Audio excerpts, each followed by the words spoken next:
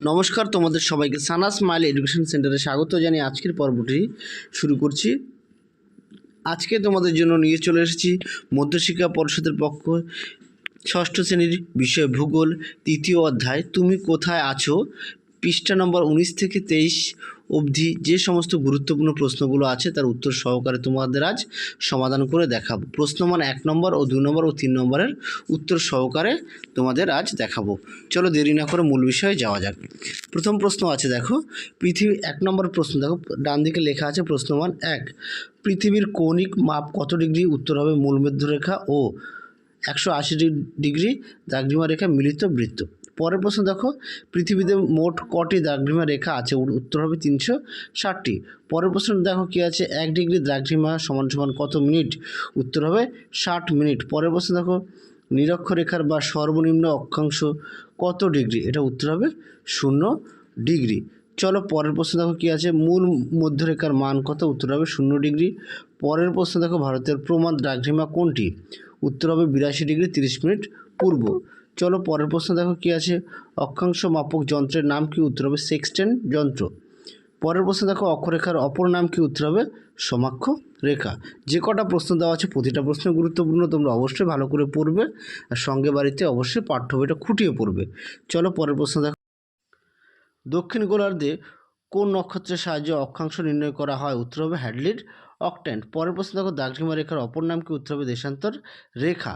পরের প্রশ্ন দেখো কর্কটক্রান্তির রেখার মান কত? উত্তর হবে 37.5 ডিগ্রি উত্তর। পরের প্রশ্ন দেখো নিরক্ষতল কাকে বলে? উত্তরটা দেখো নিরক্ষরেখা যে তলে অবস্থিত তাকে বলা হয় নিরক্ষীয় তল। পরের প্রশ্ন দেখো কি আছে, কক্ষতল কাকে বলে? পৃথিবীর কক্ষপথটি যে তলে অবস্থিত তাকে বলা হয় কক্ষতল। চলো পরের প্রশ্ন এবার আমরা দেখব প্রশ্নমান 2 অর্থাৎ 2 নম্বর করে। অক্ষরেখাকে সমাক্ষরেখা বলা হয় কেন? দেখো 1 নম্বর 2 নম্বর 3 নম্বর করে পয়েন্ট দেওয়া আছে। একই অক্ষরেখার অবস্থিত পৃথিবীর সমস্ত স্থানে অক্ষাংশ সমান। 2 নম্বর আছে অক্ষরেখাগুলি পরস্পর সমান্তরাল অর্থাৎ দুটি অক্ষরেখার মধ্যবর্তী দূরত্বে সর্বদা সমান। পরের প্রশ্ন দেখো, পরের পয়েন্টটা দেখো 3 নম্বরে, একই অক্ষরেখায় অবস্থিত যে কোনো স্থান থেকে নিরক্ষরেখার দূরত্ব সর্বদা সমান। এই প্রশ্নটা গুরুত্বপূর্ণ, তোমরা অবশ্যই বাড়িতে ভালো করে পড়বে। চলো পরের প্রশ্ন দেখো নিরক্ষরেখাকে বিষুবরেখা বলা হয় কেন? প্রশ্নমান 2, বিষুব শব্দের ইংরেজিতে প্রতিশব্দ হচ্ছে ইকুইনক্স, এর অর্থ সমান সমান রাত্রি অর্থাৎ বিষুব শব্দের অর্থ সমান দিন রাত্রি।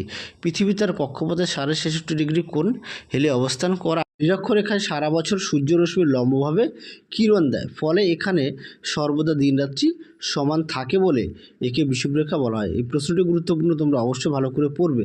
আর যে প্রশ্নগুলো বড় প্রশ্ন তোমরা সেই প্রশ্নগুলি বাড়িতে ভালো করে মুখস্থ করে না দেখে অন্তত এক একটি প্রশ্ন 2 থেকে 3 বার লিখবে, তাহলে তোমাদের হাতের লেখা পরিষ্কার হবে, বানান ভুল হবে না এবং অনেক দিন দীর্ঘদিন মনে থাকবে। চলো পরের প্রশ্ন দেখো কি আছে, দ্রাঘিমা রেখা কাকে বলে? পৃথিবীর উত্তর মেরু বিন্দু থেকে দক্ষিণ মেরু বিন্দু পর্যন্ত 1 ডিগ্রি অন্তর কল্পিত অর্ধবৃত্তাকার রেখাগুলিকে বলা হয় দ্রাঘিমা রেখা। দ্রাঘিমা রেখাগুলি অক্ষরেখাগুলিকে 90 ডিগ্রি কোণে ছেদ করেছে। এই প্রশ্নটি গুরুত্বপূর্ণ। চলো পরের প্রশ্ন দেখো কি আছে,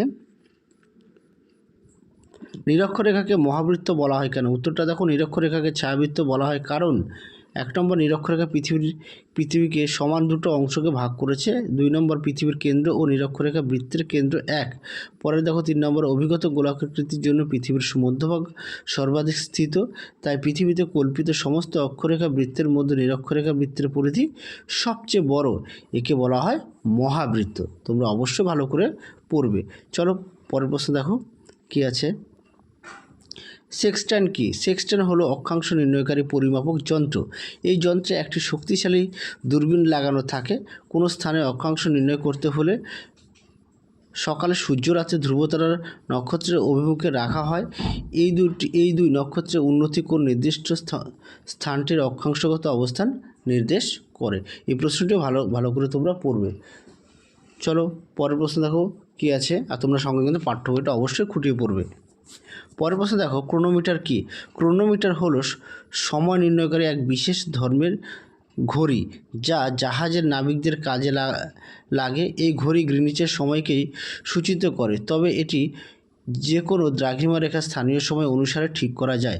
সাধারণত নাবিকরা এর সাহায্যে গ্রিনিচের সময় জেনে জাহাজের অবস্থান সম্পর্কে জানতে পারেন।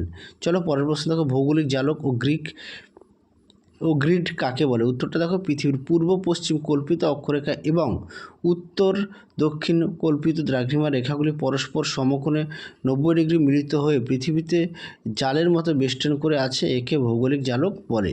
এই জালকের মাধ্যমে পৃথিবীর কোনো স্থানের অবস্থান সহজে নির্ণয় করা যায়। এই জালকের প্রত্যেক ছককে গ্রিড বলে। অবশ্যই ভালো করে পড়বে। চলো পরের প্রশ্ন দেখো কী আছে। আচ্ছা, এখানে বানানটা একটু ভুল আছে, উত্তর হবে কক্ষপথ কাকে বলে? পৃথিবী যে নির্দিষ্ট পথে সূর্যের চারদিকে ঘোরে তাকে পৃথিবীর কক্ষপথ বলে। পৃথিবীর কক্ষপথটি উপবৃত্তাকার, এর দৈর্ঘ্য প্রায় 96 কোটি কিমি। তোমরা অবশ্যই ভালো করে পড়বে। চলো তাহলে আজকের মতো এখানে সমাপ্ত করছি, আবার দেখা হবে পরবর্তী ভিডিওতে খুব শীঘ্রই। আর তোমরা সবাই সুস্থ থেকো, ভালো থেকো, টাটা।